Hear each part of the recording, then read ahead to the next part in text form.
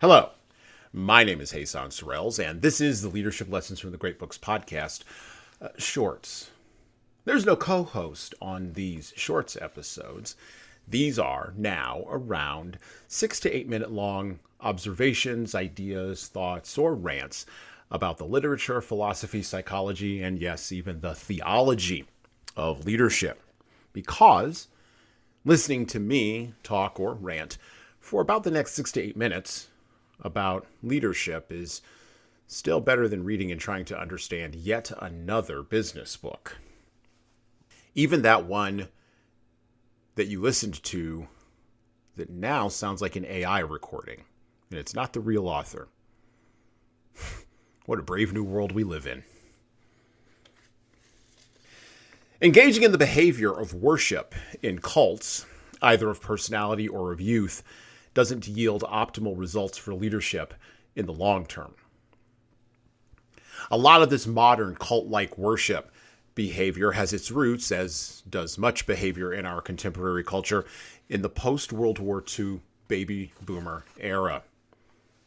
The drumbeat of quote-unquote not trusting those with age and wisdom began then, slowly and insidiously, with the Beat generation of the 1950s, as a psychological and cultural reaction to the existential fears and threats of the Cold War.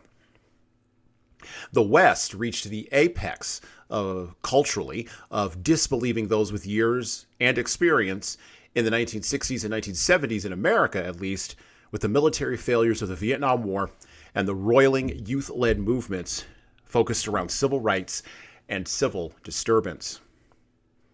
And of course, America reached the apotheosis of such belief in the political culture with the media takedown of President Richard Nixon in the middle of the 1970s.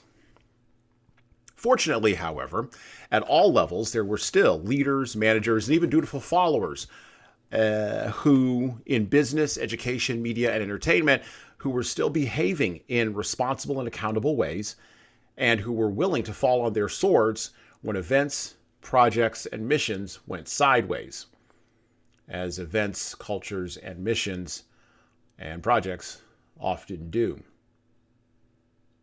Culture marches on inexorably, however, through people's individual lived behaviors, and the message had gone out broadly, but hadn't yet fully penetrated the persistent substrate of the World War II generation's insistence on competency, responsibility, power, and control. However, starting in the mid-1990s, there began to be more obvious celebrations of youth and the behaviors of youth in overall American culture, most notably in the areas of technology and finance. And thus began the publication of the lists. You know the ones I'm talking about. 40 under 40, 30 under 30, and I've even gotten emails lately for 50 under 50. And now, 20 years into our brave new millennia in the West, the drumbeat of culture is, quote-unquote, hand power and control over to those under 40 because they possess youth and energy and sort of a preternatural knowledge that the old fail to possess. Of course, there's an extra side benefit to that the youth under 40 typically have giant egos. They typically lack knowledge about the value of their experience in the market, and thus can be paid and will accept pretty much anything.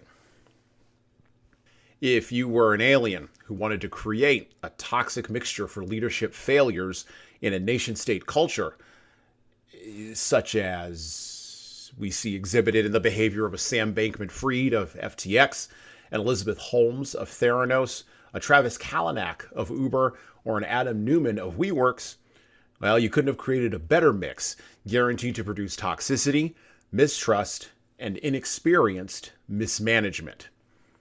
So for leaders, what is the lesson out of all of this history and culture that I've just given you? Well, for leaders, the lesson here is that the idea that there aren't any more adults in the room has historical and cultural basis, and that basis is undeniable. We've got to acknowledge it and wrap our arms around it beyond just quietly. Leaders, you cannot ignore the culture around you that you live in and that your followers live in. It's just too powerful a mover. For followers, the lesson here is that leaders come with feet of clay and will always fail. In the past, when we in the West, leaders and followers alike, had more of a tragic view of humanity and weren't surprised by people behaving in the ways that people naturally behave, followers who were adults and had the mindset of adults were able to guide others past the cynicism, hopelessness, and nihilism that such human failures tend to engender in the young. Followers must change their focus of worship from people to entities that are significantly more transcendent. Ultimately, though, all of us, every single one of us, those listening and those watching, hearing my words and following this podcast, ultimately, though, all of us have a responsibility to reject the power of cults, of either personality or of youth, to point out to the blind among us that they are worshiping the wrong people or things, and to behave as accountable, responsible people in a complicated world where hiding from accountability has become ridiculously easy, and standing up for responsibility or with responsibility has bigger prices than it ever has had and bigger costs than it ever has had before. But you will be rewarded, if not on this side of the veil, potentially on the other. And well, that's it for me. Listen and subscribe to the Leadership Lessons from the Great Books podcast on all the major podcast players that you listen to podcasts on, including iTunes, Stitcher, Google Podcasts, and even Spotify. And please leave a 5-star review if you like the show. We need those reviews to grow, and it's the easiest way to make sure that this show gets into the ears of the leaders who need to hear it. And of course, tell all your friends. If you want to get started on the leadership path, HSCT Publishing's products and services can help your team do that. Check out our training webinars, coaching services, and more at leadershiptoolbox.us. We also have a video-based subscription service, that's software as a service, that can help your team become better at the individual level. 60 modules and over 100 hours of video and written content for you at LeadingKeys.com. That's LeadingKeys.com. We've also got books that will help you and your team grow. Pick up a copy today of My Boss Doesn't Care, 100 essays on disrupting your workplace by disrupting your boss, and subscribe to the Little Red podcast I launched earlier this year with the same name as that Little Red book. My most recent book is 12 Rules for Leaders, the Foundation of Intentional Leadership, co-written with contributions from Bradley Madigan. This is the book for right now that was written for leaders right now. Pick up a copy by heading over to 12rulesleadersbook.com/now. That's 12rulesleadersbook.com/now. You pay for shipping, and you'll get a copy of my second book as well. Finally, you can get all these books in paperback, hardcover, or as ebooks on Amazon, Barnes & Noble, Kobo, and any other place online you order books.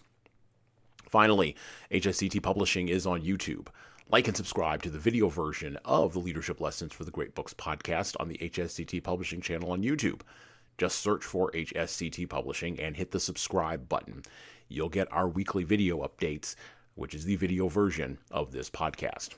And, of course, you're going to want to subscribe to my other podcast. That's right, I do more than one. The Hasan Sorrells Presents audio experience, where I talk more casually with a broader range of people about all matters that matter in the world today, from arts all the way to analytics. All right, that's it for me.